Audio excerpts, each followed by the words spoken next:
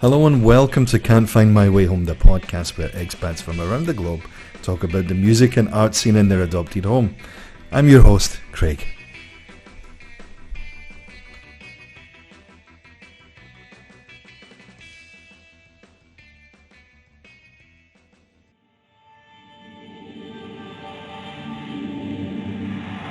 In this first episode of Can't Find My Way Home, I spoke with David Tizzard. We had a link up between his home in Seoul, South Korea, where he's been a long-term resident, and me here in Dortmund, Germany. For the next hour or so, we talked about his early musical adventures and how he made his way to South Korea from the south of England. Then we delve into his current musical project, Tempest Dusk. We'll also hear a couple of numbers from the band. There's lots more in between. So, without further ado, David Tizzard.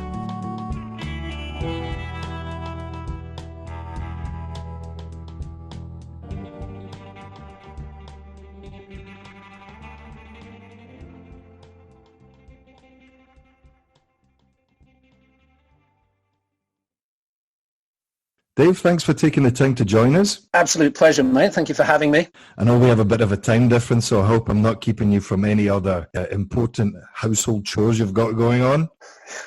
You're keeping me from a lot of things, but for this, absolutely worth it. Sorry for making you wake up and doing it.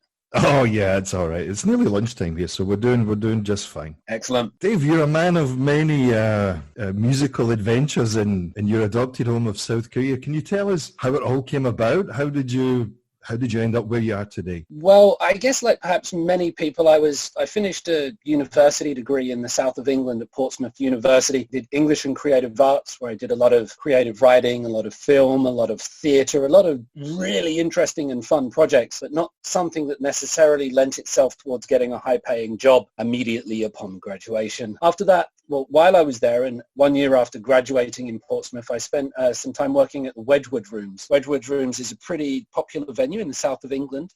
Has a capacity of about 450, but it was the kind of place where a lot of bands would go and play and warm up before they did the big festivals like Reading and Leeds and Glastonbury. So I was working there, and I was seeing all these bands coming through and everything, and half the time I didn't know who they were or what was going on.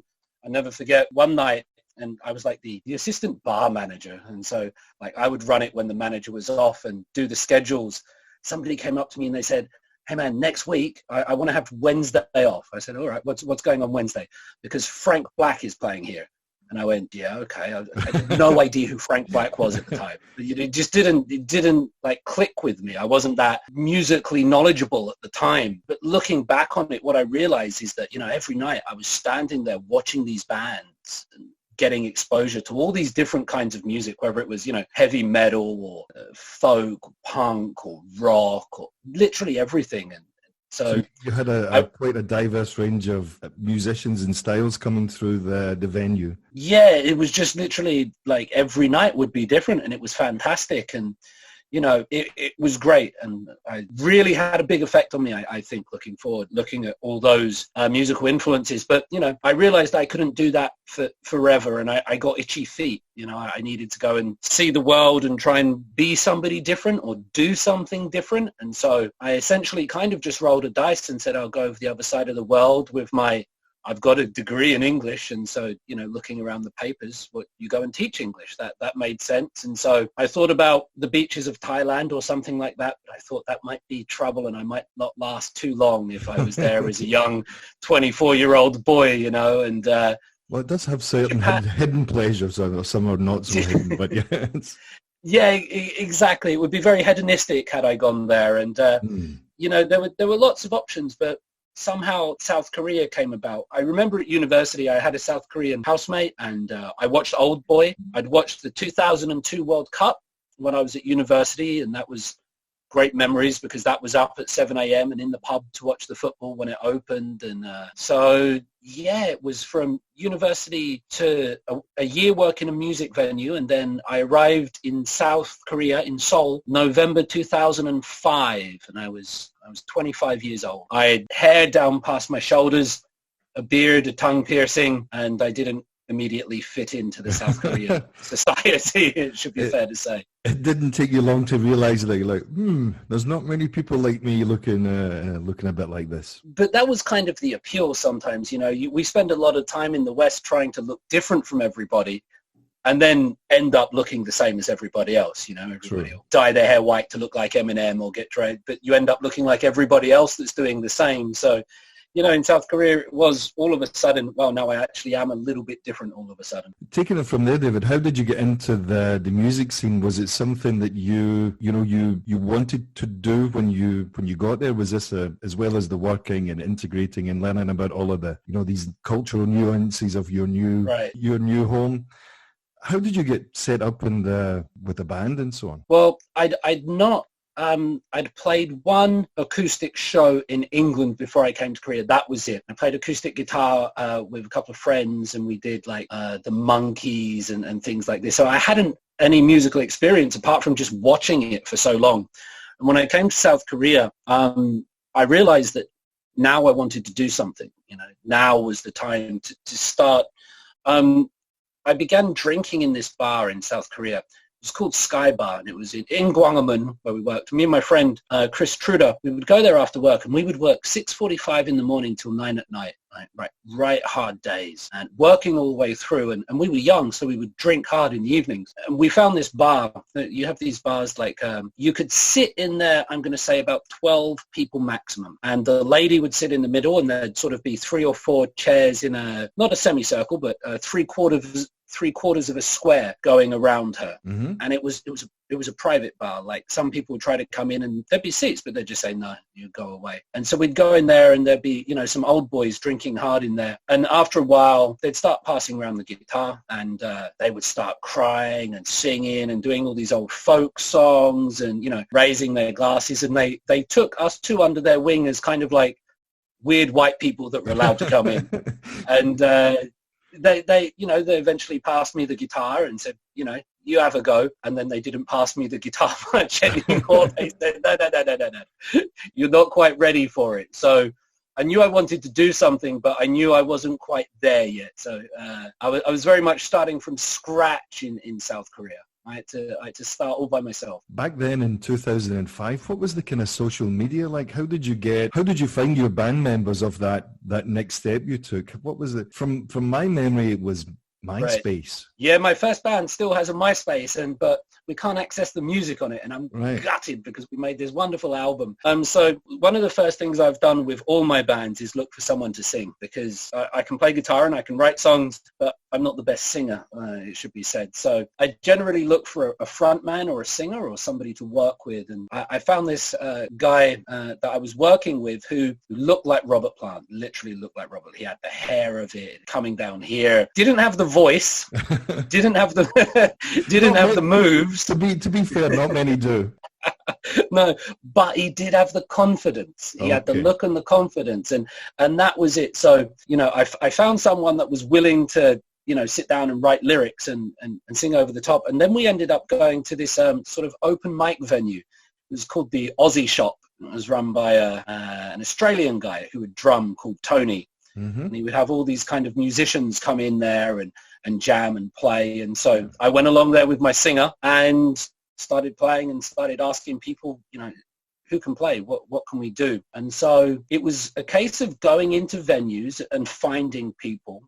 There were a couple of like underground internet zines. I'm trying to remember what it was called. I think it might have been called Broken Career or something like that. I found a bassist from New Zealand online, and like when we started doing interviews later on, when we were doing radio and things like that, they'd interview us about a band. We were still very embarrassed to say that we'd met online. It was kind of like this internet dating thing where it felt really seedy. Yeah, man. It was like, no, so let's make up a story that we met like in a back alley and we were smashed. And I've met some musicians like that and we've played with each other, but it was very hard to find people. So it was kind of word of mouth going into bars, and then, the occasional zine. Yeah, a bit of trial and error, and sometimes it's just your luck. You might be in a bar one night and you find a like-minded soul. As you said, it might not be in my opinion anyway, confidence is half the battle. You know, when you have someone who's willing to kind of give it a go and really get into it, because you can always practice to get your chops down, to use a well-worn expression. Yeah, and that was it. And I also had the look, you know, like when I say I had the look, but I had long hair and the beard, and so people assumed that I was doing music or doing some kind of thing. So people would often approach, even if I was young and, you know, a little timid at times, but people would often approach me about it as well. So that you have the confidence. Yeah, we had we had a little break-up in audio there. Okay. It's saying my internet connection is unstable there, isn't it? That's just my life in a nutshell there, isn't it? You know? It's not just your internet connection that's unstable. No, Saturday afternoon and it's giving me all these subliminal messages. Huh? But what was the next thing, David? Was it what kind of music did you want to play? What were you into? Even if we go back to what your influences were? I think, you know, I got into music quite late, and so I grew up like not in this huge music environment. Like we would go around lending each other Metallica CDs and Offspring CDs and Therapy CDs, Foo Fighters. It was pretty mainstream, you know, it didn't really go deep. And so I had, you know, I grew up listening to a lot of Offspring, Therapy, Foo Fighters, Metallica. It's pretty sort of standard rock, guitar-driven music, you know. Right. But I did spend a lot of time at university also going to raves, like techno places and funky house things. I went for a lot of different things, and I was always a big fan of music that made you dance. You know, I was a young man. I liked dancing. I liked funky things. And so it was these kind of two styles. And my first band was very much that. It was kind of like my first band over here that I did with the Robert Plant look-alike. We were called the Decadent Gonads, and I do make up some of the worst band names. That was definitely one of them. We were called the Decadent Gonads, and literally one song would be hard rock, and then the next song would be funk, and then the next song would be hard rock, and the next song would be sort of ska. But we were always going through that kind of thing. It was a bit like Sublime, but without the reggae or something like that. And so cool. That's what we were doing. And, you know, we had a great time. Because we were young, and I look back now at some of the videos of the Decadent Gonads, and, you know, I might sort of shudder a little bit with the quality of the playing. But then I realized, you know, we were writing and recording all these original songs. And that's something that stayed with me. Like we didn't play any covers. We played a Faith No More cover. We played Digging the Grave, Love Faith No More.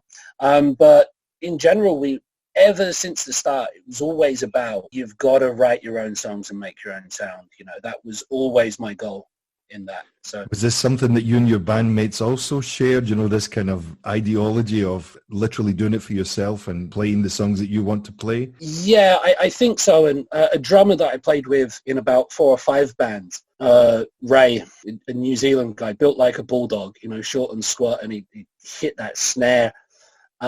He was all about that. So he's a punk rocker. Okay. And so he always wanted the songs to be 2 minutes and fast as you can. Right. I was a rock. No, old punks never die, right? Yeah, he's still not dead. No, but there was the good thing about bands sometimes is when you get people together and they have different influences, right? Yeah. If you get 4 metalheads together, you know you're getting metal. If you get 4 punks together, you're getting punks. It's when you get this mixture of people together. So I wanted these kind of like 8-minute long Metallica songs. He wanted 2-minute Ramones songs, and the Robert Plant guy wanted like Syd Barrett-esque things. And so that's where music really gets interesting for me. And so the punk drummer, he was all about doing it yourself, you know, this kind of underground thing. We don't need to give a damn what anybody thinks. We don't need to follow any certain standards, but we literally go our own way. And that really helped me, actually. That confidence and that attitude rather than the music, the attitude of the punk genre, I thought was really invigorating, really refreshing to go along with. Yeah, it's a bit like podcasting in this sense that there's a mainstream and there's an underground aspect to it, but for so many people it's a way that they can express themselves that they couldn't do in any other mainstream formats or platforms. Yeah, you do it for yourself. Yeah, absolutely. So hopefully that's what we're trying here. So we'll see.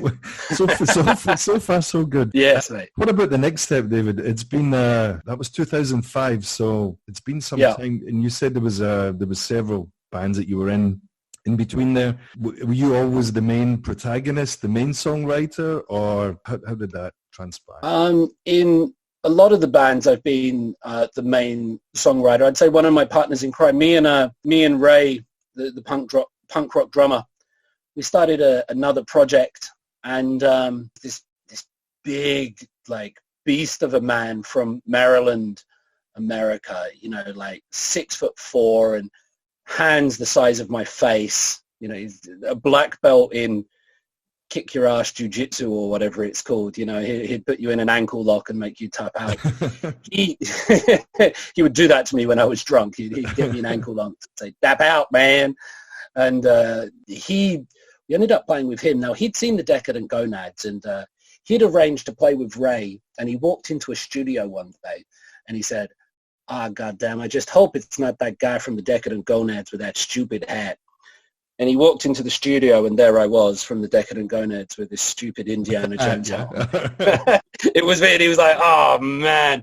And so, we started as kind of not on the best terms, but after that, we ended up playing together, me and him, for about sort of 10 years, best man to each other's weddings, and, like songwriting partners in crime. So the next kind of thing I got into, and I was really happy because he was a fantastic guitarist. I was, like 28, 29 at the time, but he was already like 36, 37. He'd been around the block. He'd played in all the bands. He'd quit music, and then he decided he was going to start again. And ultimately what he let me do, even though he was a ripping guitarist, he still plays today. He's just been playing a festival in the States I've seen. He's in the Middle-Aged Brigade, great name for a bunch of old boys in a band. And he said, you play guitar. And I was like, so you're a ripping guitarist, but I have to play guitar. And he was like, yeah.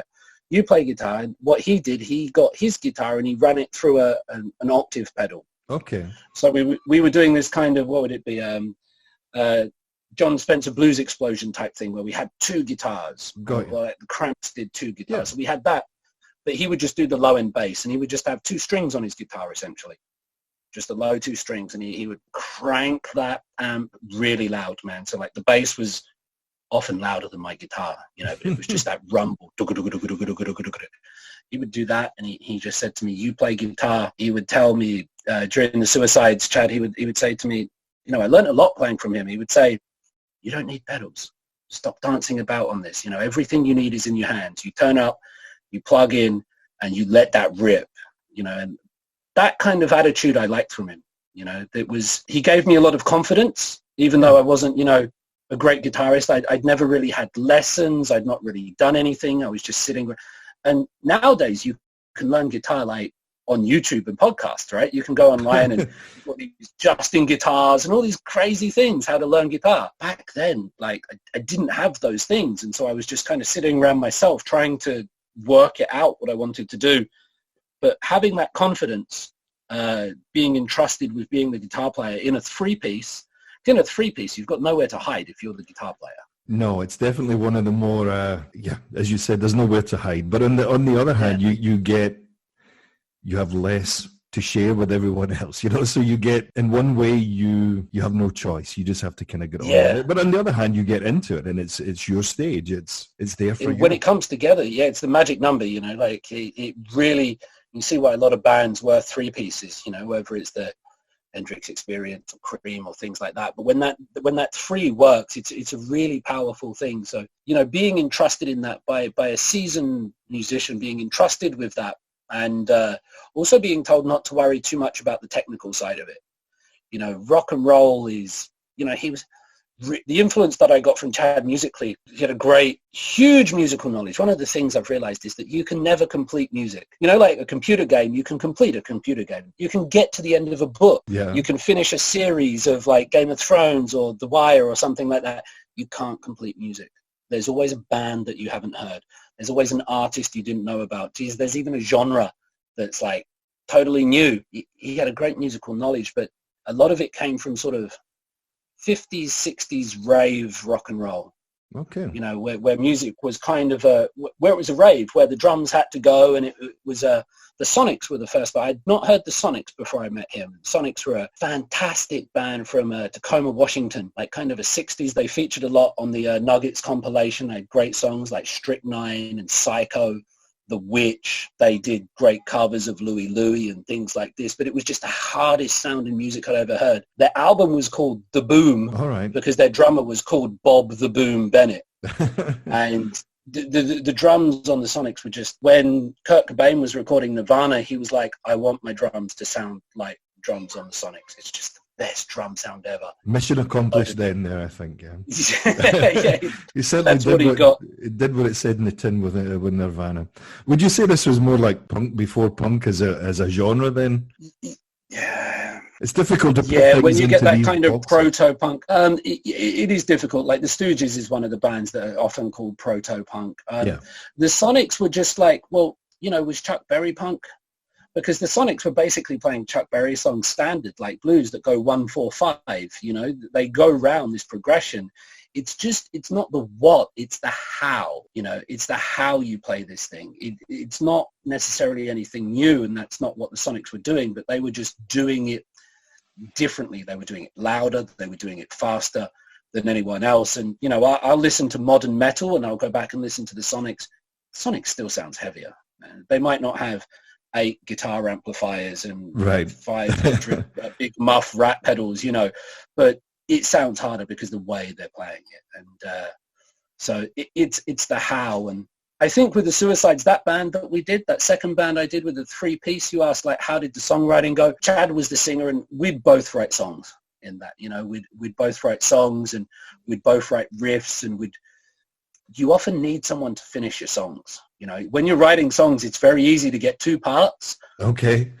But you need the third part, you know, or you need the change, or you need the turnaround. You need that third degree to make the triangle. Right. And that's what we were very good at, you know, finishing each other's songs. So really, really thankful about that. In the Seoul City Suicides, like which is a dangerous name to put in Seoul, by the way, because it's a very tragic thing, but South Korea has one of the highest suicide rates in the world. Yeah. Suicide is the leading cause of death for South Korean children. It comes from educational pressures placed on them. It features in all their movies and dramas. It's very interesting that the protagonists of a lot of South Korean media, they commit suicide at the end. And, you know, coming from a Western perspective, you don't expect that, because the good guy, the protagonist, wins at the end. He gets the girl, or he kisses, and the Stars and Stripes comes down, and it's all great. But in Korean ones, the good guys often commit suicide. And that was...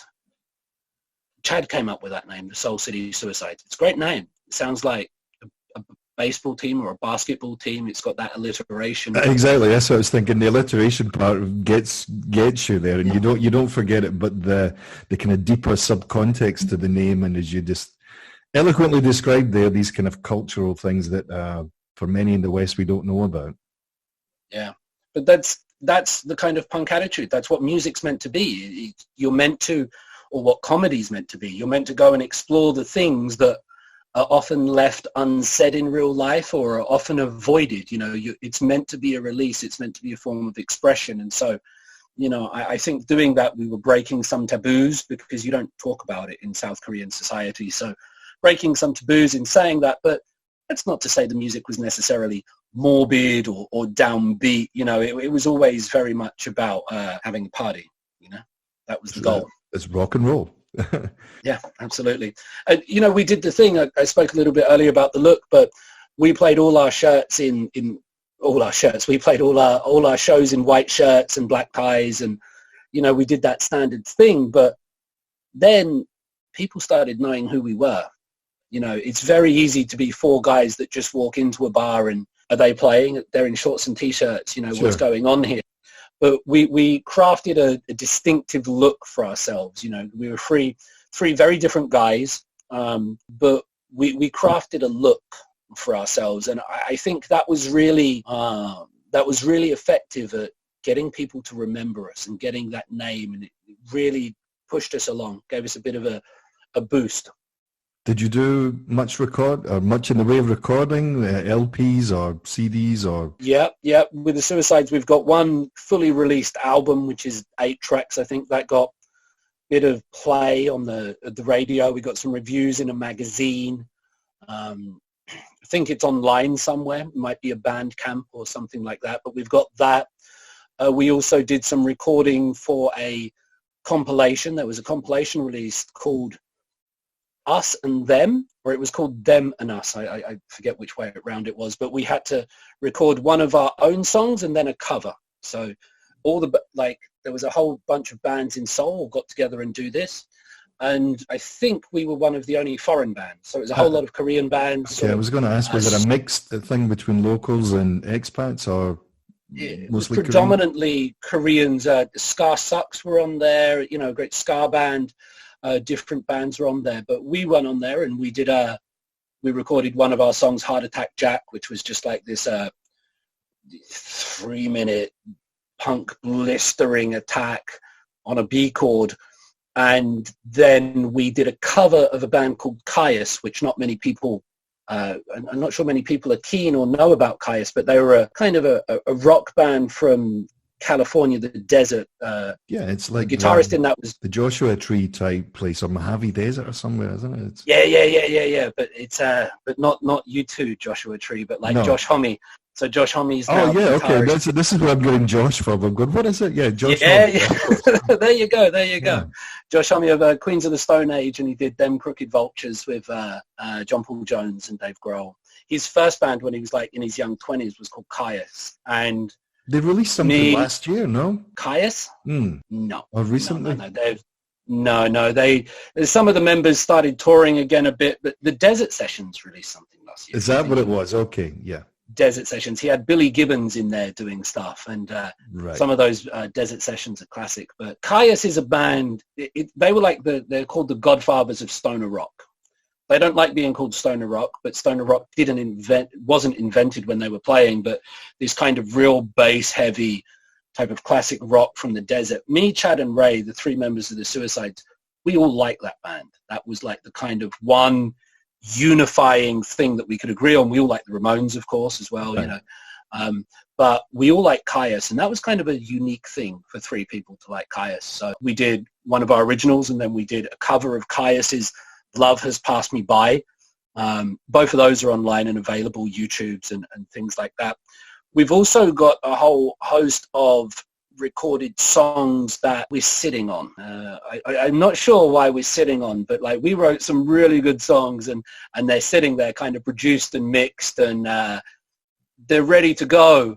And, Chad has been like, well, we'll find a time for it. I don't know if I've got to play him at his funeral or something like that. I'm not sure what he's like. Might be my funeral. He's a healthy guy. We'll see. Because weirdly enough, I read a story last week that it was a bit unrelated musically anyway, but it was Dolly Parton says she's recorded a whole bunch of music for when she, when it's her time to go. So there's this kind of posthumous releases.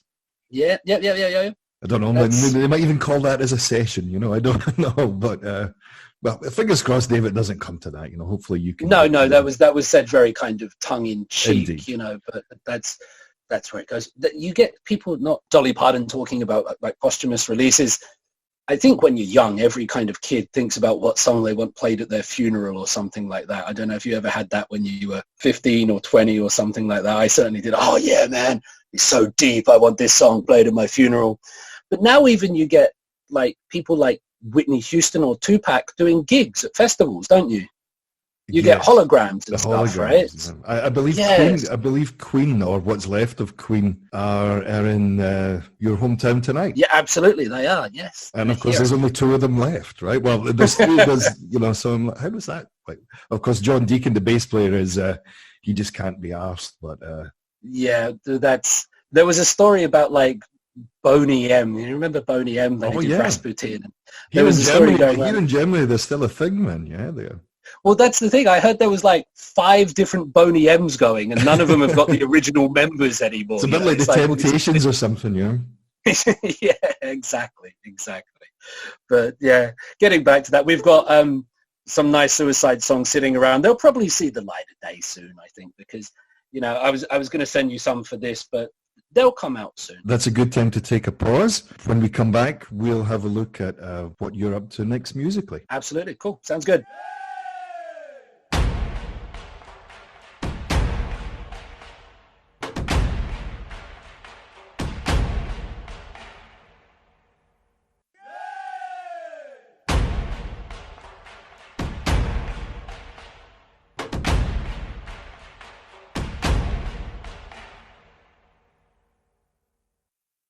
So, David, moving things to the present day, how are you fixed musically? What's on your musical plate just now? Musical plate right now. So I'm in a band called Tampa's Dusk. It's a weird name, like Tampa, the place in America. Mm-hmm. Dusk, the thing that's the opposite of dawn, I guess you would say. Tampa's Dusk. It's a weird name. I told you I come up with weird band names, but being the band leader, I started Tampa's Dusk in about 2012, and so we're 8 years into Tampa's Dusk, and we've been playing. We're an original band. We've been playing some great shows, some good festivals recently. We've had a lot of good stuff with that, and we're in the studio recording, if you can believe it, after 8 years, our first album. So it's keeping me busy at the moment. What is it they say? Some things are worth waiting for then, eh? Yeah, that's it. You know, they say there's the other saying that you have like your whole life to write your first album and only 6 months to write your second one, right? So I'm worried about the second one. Well, the difficult second album might be easier. That's what I'm planning on, Craig. That's it. It's all about finding the time and the moment, and when the time is right, then it'll be a goer, I'm sure. Well, that's the thing as well, because you get older and then you get more commitments in your life. You know, not being a full-time professional musician, we can't wake up and go into a mansion in the LA Hills like Red Hot Chili Peppers and sit around for 6 months and make an album. You know, life doesn't work like that. So as you get a little bit older and get more responsibilities, you have more balls to juggle, I think. And so perhaps that's a little bit why the 8 years. Why don't we take this opportunity to listen to one of Tampa's Dusk songs? Would you like to introduce the song we're going to hear? Yeah, sure. So this song we'll play for you. This is called A Better Yesterday, and it's one of our singer's favorite songs. We wrote this song in about 30 minutes. You know, some songs you just spend months and all that crafting. This song we wrote in about 30 minutes, and it almost wrote itself. I had the guitar parts, and as soon as we got that line, A Better Yesterday, and his melody, his vocal hook, it just came together like that. And so it's a song that means a lot to us. It's been one of our songs that we've had for the whole 8 years. So like sharing it. This is a version we performed on TBS radio out here in Seoul. And I think it sounds great. Interested to hear what you think of it. Great. Let's take a listen. This is Tampa's Dusk and A Better Yesterday. 1, 2, 3, 4.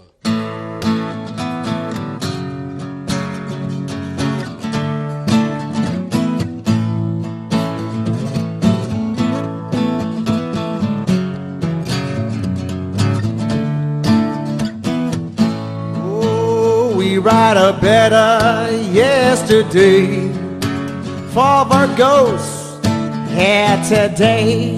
How we dream a better yesterday, now that your heroes have all gone away. Hand side of hand, the world's dying. Yeah, no denying, it's time we all pay. Hey, we made up lies just to say that we need and change here today. Wow, forget all the signs along the way. You write yourself out of the play. But here today we dream dream a better yesterday. For the ghosts here today, how we dream a better yesterday. Now that your heroes have all gone away, things have to change, that's right. Yeah, and we'll remember all the things you said and done. Yes, we will, yeah. And we made up lies just to say that we need change here today. Yeah, forget all the signs along the way. You write yourself out of the way. But here today we dream a better yesterday. For the ghosts of today, how we dream a better yesterday. Now that your heroes have all gone away, how we can remember what you said. Yeah, must remember, yeah, we'll remember, but we'll never understand. That's right. Yeah, we'll remember what you said. That's right. We'll remember, must remember, but we'll never understand.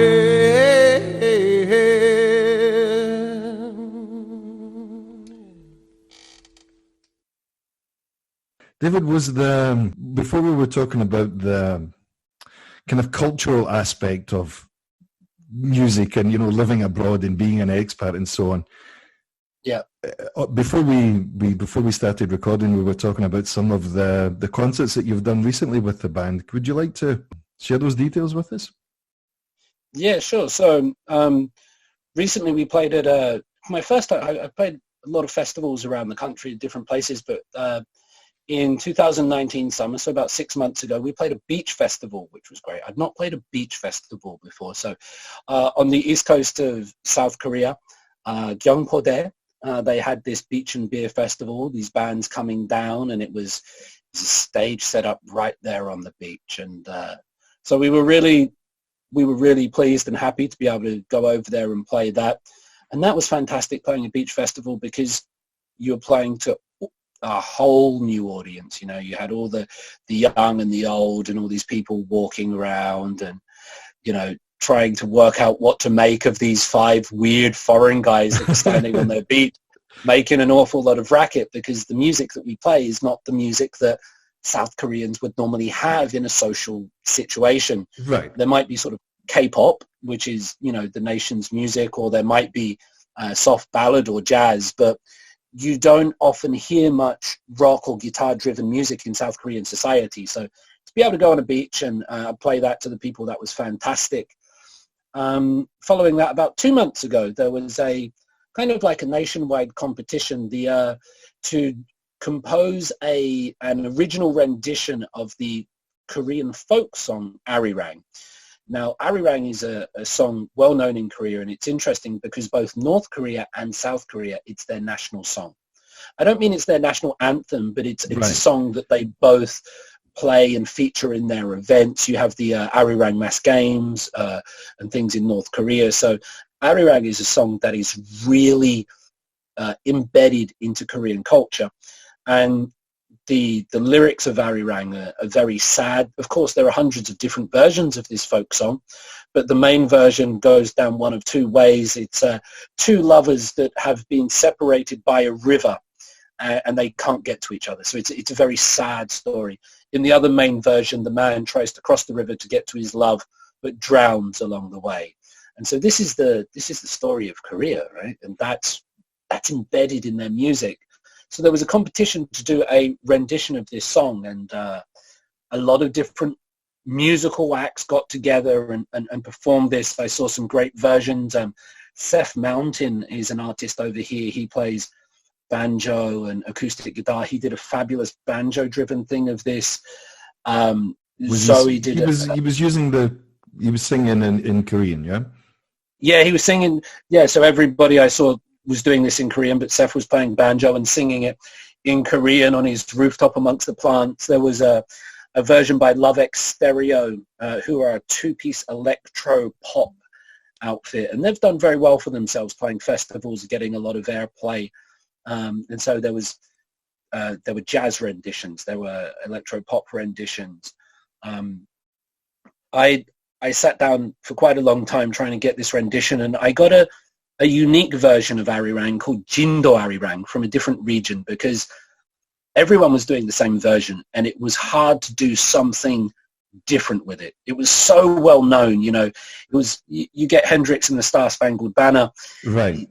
It's been done, you know. You can't go anywhere else with the Star Spangled Banner. It's kind of that. And so I found this more rural version of the song called Jindo Arirang, which is still well known but not the main one. And from that, I think I wrote about 5 or 6 different versions on my acoustic guitar. And I remember my bandmates kind of laughed at the first 2 or 3 of them because, you know, I was getting somewhere. But in the end, you know, with help from them, of course, but with a lot of perseverance, put together this version that was traditional, you know, had kind of weird 7/8 timing and things, which is the more Korean way. Yeah. But then it had an outbreak of, you know, riff of guitar, of here we go, let's hit it, let's put the pedal to the metal. So it had that, and I thought, well, that's nice, that combines the 2 elements what I want. So with the help of some good friends, Becky White, she's a model over here, and she came and filmed us performing that in the studio. We sent that in, and then the organizers of a big festival, this Arirang festival in Seoul, South Korea, they had a huge stage in the middle of Gwanghwamun. Now, Gwanghwamun, if you've ever seen images of Seoul, South Korea, where they have the big protests, you might have seen sort of hundreds of thousands of people lining the streets when they impeached the president recently, or during World Cup times, you know, very powerful images. We got to play there in that location. So there's a big stage right up in, yeah, it was big. And that was where the concert was. And they said, your version of Jindo Arirang is great. You can play. You win, essentially. And, you know, that was a huge boost to get that, you know, because you go from playing bars and clubs and things like this and, you know, working hard and doing your thing. And then all of a sudden, from amongst it all, they say, that's the version that we want the people of Korea in this festival to hear. So that was a really nice shot in the arm to be able to play that festival. There were some big acts on the bill. Dynamic Duo were up there. A really famous hip-hop act, and a band called Dick Punks, which is an interesting name. That's what they're called. They're called Dick Punks. Is this with a CK or just a K? I'm not really sure. No, CK, but they're neither of those two things, let me tell you. They're very nice chaps, and they're not punks. maybe we put a link to this in the show notes then as well.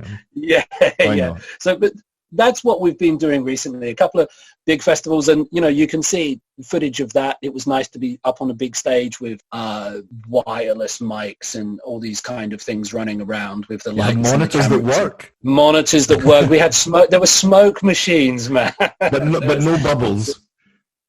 There weren't bubbles. No, there weren't bubbles. Okay. When I got married, this was the thing back in 2002. You know, it was I was either a smoke machine or a machine that let go of bubbles. And that was my only thing. I just said, yeah, I'll do whatever I have to do, but no bubbles. But of course, there was bubbles. There were bubbles. I was very disappointed. I got married in 2012. There was one thing that I said I wasn't going to have. And if you know Korean weddings well, can you guess what it might have been, Craig? Oh, go on. Put you on the spot. Yeah. White gloves. Oh, I didn't do that either because I wore a kilt, yeah, so a kilt and white gloves just there's something just not right about that, you know. Right. They like the white gloves over here. That's what I didn't do. People ask these kind of cultural questions. What's the significance of white gloves? And you say, I still don't know. After 17 years living there, I never really asked. It's so your hands don't get dirty touching the bubbles, mate. I think that's what it is, mate. This is as good a point as any to have a listen to the song Jindo Arirang. David, would you like to set it up for us?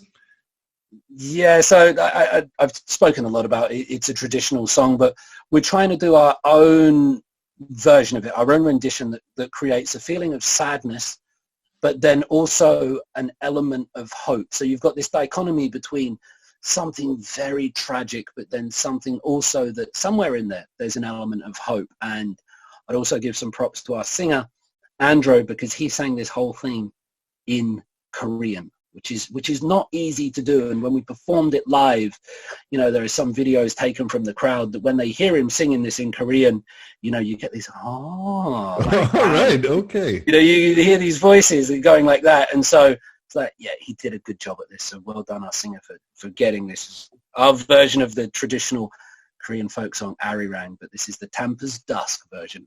Tampa's Dusk, Jindo Arirang.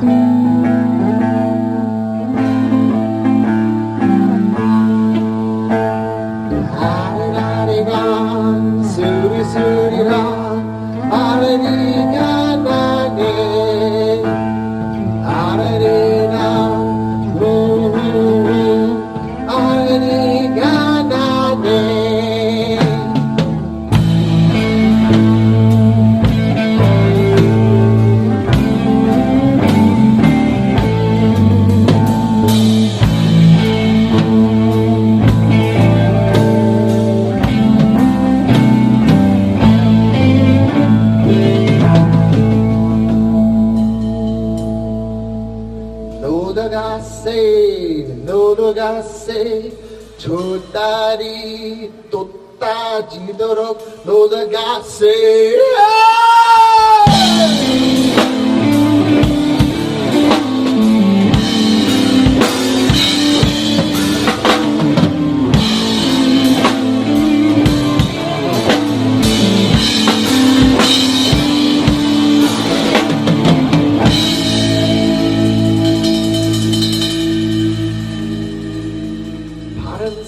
하늘은 잔더도 많고 이 내 가슴 속엔 희망만 나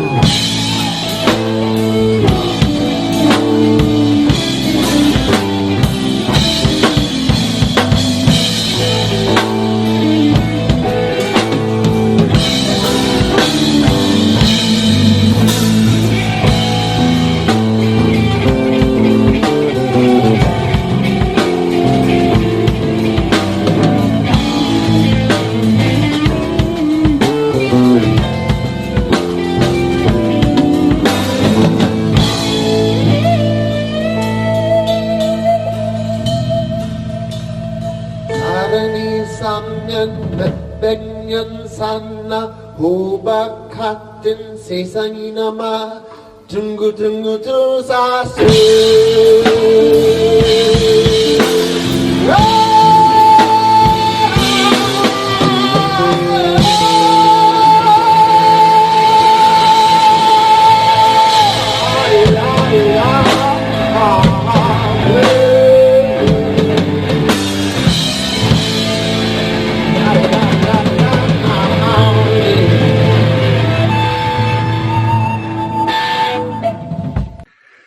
me, would you like to introduce the members of the band, where they're from, what the rest of the, your plans for the rest of the year? Sure. So I started in Tempest Dusk with the singer. So like I said from the outset, this is what I do. I find somebody to front or sing a band. This is a good friend of mine called Andrew Paris, and he'd been screaming at me to start a band for years.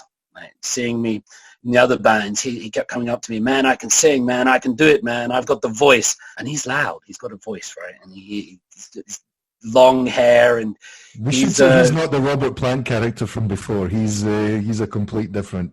Yeah, but he looks, he's got this, he had this hippie long hair down to his shoulders as well, and he was like, I can do it, man. And so one day I just said to him, I'm ready to do it. And he was like, what? I'm ready to do the band. And Andrew's been in South Korea for over 2 decades, I think, and he's in his 40s now. And this is his first band. Like, no one, I think he'd wanted to do stuff and get out. But I decided, like, it was kind of like what Chad did to me, I guess. But I was like, let's do it. Right? Me and you, we're going to do this band. So Andrew Paris is the front man. He's the image. He does all our artwork. He's very good with Photoshop and art and things like that. He creates these very psychedelic images. If you check us out online, you might see these kind of logos and designs. That's all done by him. So he's very much the visual brains behind Tempest Dusk, and that's always been his role. Of course, he writes a lot of the lyrics as well. We do that together, but he writes some good lyrics. He wears bright red leather PVC pants a lot. I don't know if you've seen them, right? They're kind of a unique thing. But if you're going to be a front man, you've got to wear some red plastic pants, trousers, and that's what he does. Yeah, especially on a Saturday. But that's what he does. So me and him, and we also do things. I should just say very briefly, Andrew and I, we do things like acoustically, and we've written a lot of songs sort of together outside of the band. So. Andrew Paris is the front man. On drums, we have Zach Barden. Now, Zach is a legend of the South Korean music scene, because not only has he played in a whole host of bands and played, he plays every instrument. And so one night of the week, he'll be doing a jazz bar playing piano. And then another night of the week, he might be playing acoustic guitar somewhere. He plays saxophone. He plays upmarket gigs where he has to wear tuxedos and hats, and then at the weekends he puts on his t-shirt and he plays drums for Tempest Dusk, and it's really interesting because he's essentially classically trained. That was his degree, and he knows music inside out. Like, I'll show him my chords with my fingers. Like, there's this kind of, my fingers are here and here and here, and he'll say, move one finger back 1 fret and that one up 1 fret. And I was like, that's a new chord. Excellent. He doesn't describe these things to me in like, it's a diminished sixth or something like that. But because for most of us, it doesn't really mean much. Yeah, it's just one fret forward, one string up, and all of that kind of stuff. Yeah, right. But that's the drummer, and that's a really interesting thing, because a lot of the time, you're a drummer yourself, Craig, but a lot of the time the drummer is the steady backbeat. It keeps things there, and it's almost kind of simplistic. But with Zach in our band, he has this kind of, he plays open hand, and he wants to play in weird timings, and he wants to do rolls, and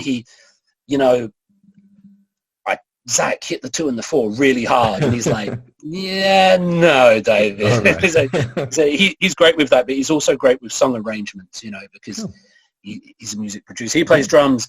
On bass, we have one of your countrymen, Dan McLaughlin. No, they let more than one of us in. One at a time. It's in out, I think, right? It's like a Weatherspoons pub, one in, one out. But we were saying before we started recording, he looks a bit like Charles Bronson.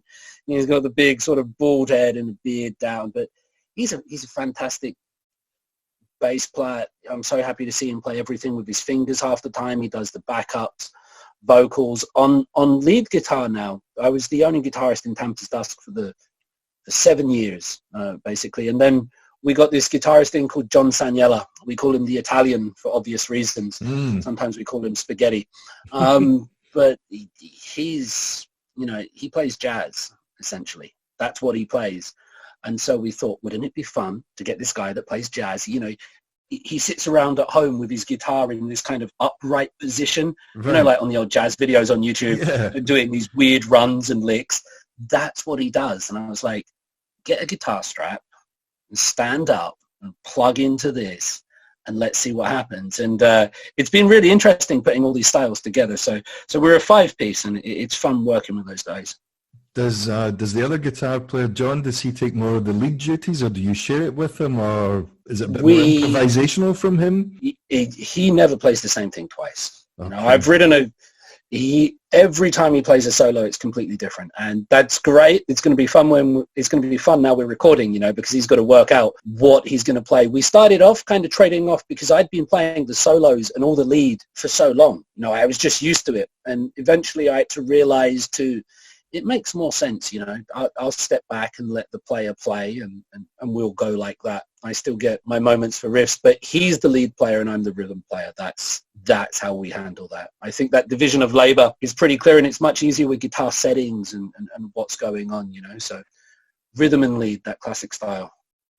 And as we were saying there, so you have a mixture of nationalities, half of you from the UK and the other half from the US, or? Yeah, two British and 3 American. But it's not nationality that mixes so much. I think it's personalities and music taste, which is really different. Yeah. None of us 5 listen to really the same music. We kind of get into each other's music, and of course there are crossovers and things like that, but I said it a bit earlier, we don't listen to the same music in our downtime. That's very rare.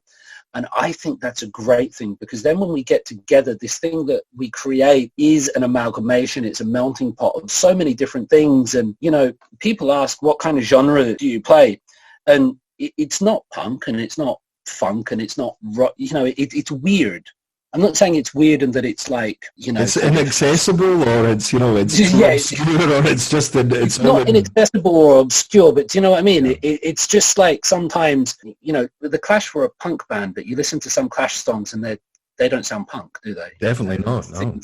Yeah, or I guess the Stones and things like that. I'm not trying to compare us to those bands, but just reaching for something where I'm putting those 5 together. Nationality doesn't matter, but it's more different musical tastes. And I think that's so cool, man, because I learn a lot about all this other different music. I don't need anyone to tell me about Caius or things like that. I know it.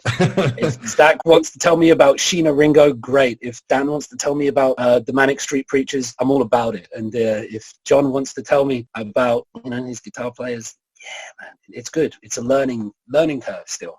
That's perfect what music should be. It's about sharing, and whatever kind of way you do it, whether you just record it or you play it live or you just jam in your room with your buddies. Yeah. It's all about just sharing these kind of things. Yeah, that's essentially what music is. For me, anyway. Right. Completely agree, mate. Completely agree. Was there kind of go back to the expat angle?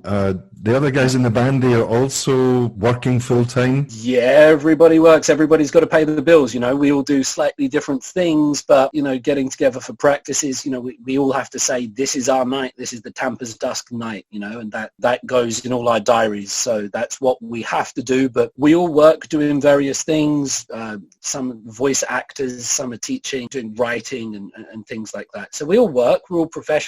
But it's about making the time for the band, and pleased to say that we've got that commitment, because it's not easy, right? You get 5 people in their 30s and 40s and they've got all their lives going off in different directions, so keeping that thing together, if you're a bloke, you need a group of boys around you, so it's fun. Music it's not a job, it's not work. Music has to be fun. And so really happy that whatever Tampa's Dusk is, whatever we're doing with these concerts, festivals, albums, it's got to be fun, and it's got to be people that I want to play with. Well said, because in this sense, it's a bit like a marriage. Yeah? The wives could testify to that. I think they all can, yeah. In many ways, you're dealing with different egos and different, everyone has a different point of view, or they all need to be heard, and it's a lot of work. But when you don't have a lot of these problems in a band, you can just get up and play. And sure. But when you get good musicians as well, you do get big characters, big egos, and, you know, personalities like that take some managing. So, you know, that is half the battle. Our wives seem to be doing a good job of keeping us all in check at the moment. Here to that. Yes. Maybe last question, Dave. How about the rest of the year? What do you have in store for the band? Well, on the back of the big festival we played, we're now going to go into the studio and do that recording. So we're planning to record it live, essentially, separate the tracks, but we're going to stand in there as a 5-piece. There's a very popular and well-respected studio here in Seoul, managed and run by Brad Wheeler. He's done a lot of good acts in there. So we're going in there, and our plan is to put down 12, maybe 13 original tracks, get that out, and then we should be on for the festival scene in the summer. That's the plan, with an album behind us. So that's what we're doing. And where can the listeners hear some of these tracks that you've already laid them down, or some older songs, or your social media? Sure. So we got lots of stuff online, videos and concert footage and sounds and things like that. You can find it Tampas Dusk, which is TAMPAS space DUSK. We have a YouTube channel, we have an Instagram, we have a Facebook. There might be a SoundCloud as well under my name, David Tizzard, but you go on to any of those social media things, especially YouTube, and you'll find our YouTube channel, original songs and festival performances on there. Excellent. We can also see the most recent one from last year, yeah, and the Gwangamun. Yeah, the beach ones and the Gwangamun's all up there, yeah. Excellent. We shall link all those in the show notes. Last thing for you, Dave. We haven't prepared this, so this is going to be straight off the bat. I have a top 5 question, top five questionnaire for you, right? There are no particular order, so I'll go for it and see where we end up, yeah? And this is the first I'm hearing of this, by the way, Craig. You kept this secret from me. A bit sneaky of me, I know. So tell us the best band we've not heard of. But I think we talked about this earlier.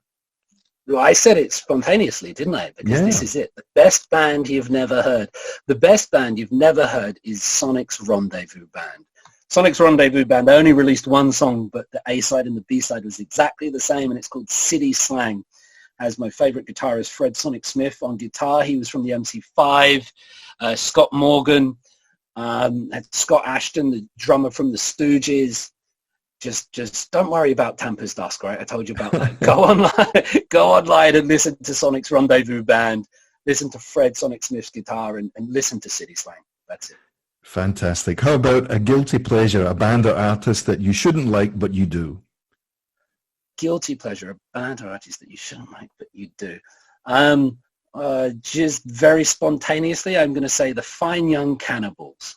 Oh, it's not a bad choice. I don't know what. Yeah. Well, yeah, if you ask me a different day, it might be someone else. But, you know, good thing. She drives me crazy. Like, they're good songs, man. Like, I like Roland Gift. Roland Gift was the vocalist. Yeah, the other guys I don't know their names, but Roland Gift had this very, very unique voice.